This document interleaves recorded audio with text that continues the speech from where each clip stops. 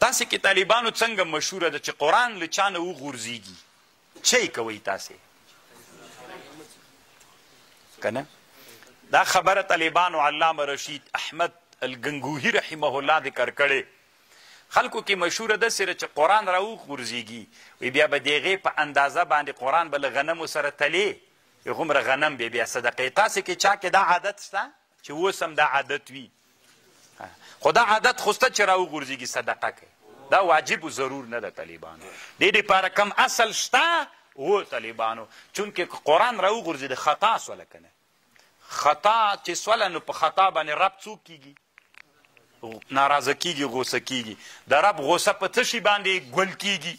ان الصدقه لتطفئ غضب الرب دغه حدیث نه طالبانو یې دې دپاره استدلال سوی نو دا طریقه خلکو ته ورک کنه قرآن در نه را وغورځېده نو اگر چې دا خو اکثره په خطا باندې خو بیا هم عوامو کې بس دا جوړه ده ښه ده چې صدقه باندې سړی عادت سي طالبانو ورونو